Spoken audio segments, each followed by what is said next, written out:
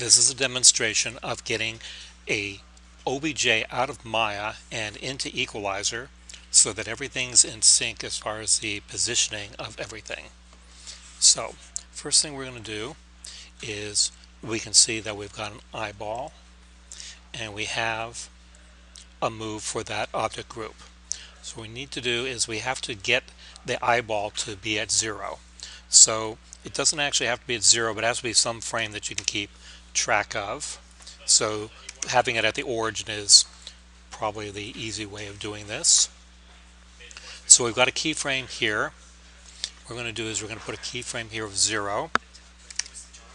And now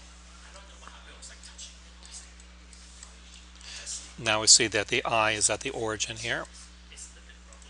So now we can take this eye and we can export the OBJ.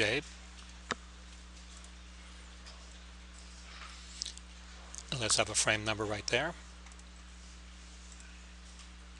So that's the origin, but we really want to be is we want this frame 1 to be a pose, or we could do this range here as a Cooper file, but we'll just go to frame 1 and say that that's our lineup.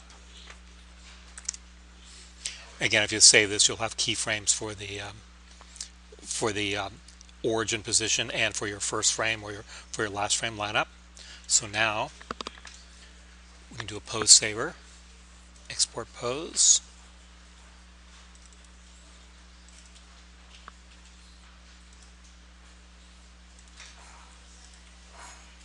So now we go to Equalizer.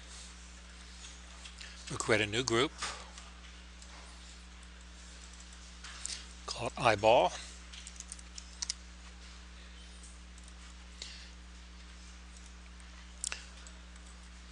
Bring the OBJ. So of course the eyeball here is at the origin, so we can keep track of things. And now we'll do a pose or a Cooper file, whatever you need.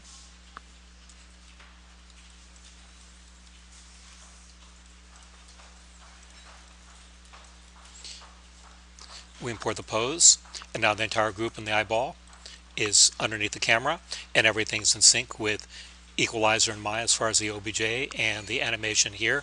So in this particular technique, it's not the only way of doing it. What we've done is that we've moved the eyeball to the origin, and then we've got an offset from its parent, and that means when we go back to Maya, everything will be in sync.